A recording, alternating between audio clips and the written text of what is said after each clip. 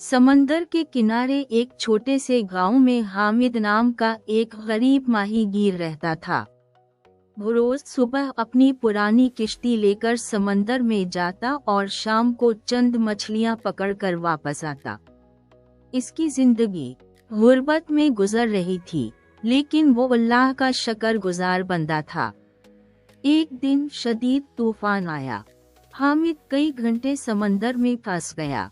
जब तूफान थमा तो उसने देखा कि साहिल के करीब एक लकड़ी का पुराना संदूक लहरों के साथ बहता हुआ आ रहा है। इसने संदूक को किश्ती में रखा और घर ले आया। रात को जब उसने संदूक खोला तो इसकी आंखें हैरत से खली की खली रह गईं। अंदर सोने के सके, कीमती जेवरात और चंद पुराने कागजात मौजूद थे।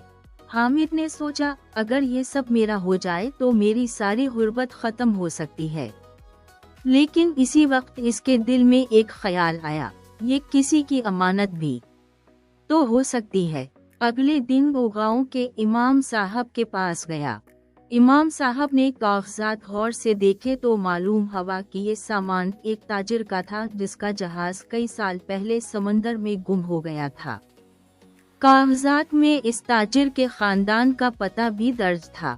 हामिद ने फौरन उस खानदान को तलाश करने का फैसला किया।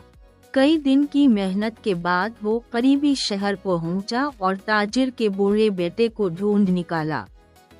जब उसने संदूक वापस किया तो बूढ़े शख्स की आंखों में आंसू आ गए। इसने कहा, बेटा, ये दौलत तो अहम है, मगर इससे ज्यादा कीमती तुम्हारी अमानतदारी है। आज के जमाने में ऐसा इंसान बहुत कम मिलता है। बूढ़े शख्स ने हामिद को इनाम के तौर पर कुछ रकम देनी चाहिए, लेकिन हामिद ने पहले इनकार कर दिया।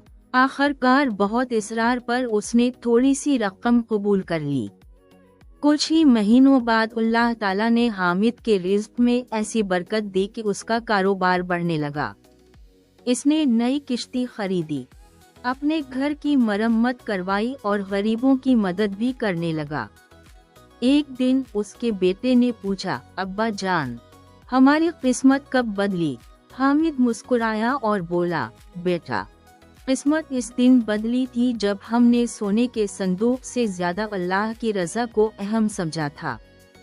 सबक: अमानत में खयानत वक्ती फायदा दे सकती है, लेकिन अमानतदारी हमेशा इज्जत और बरकत लाती है।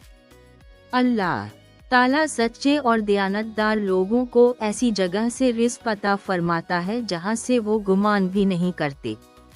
असल दौलत माल नहीं बल्कि अच्छा किरदार है।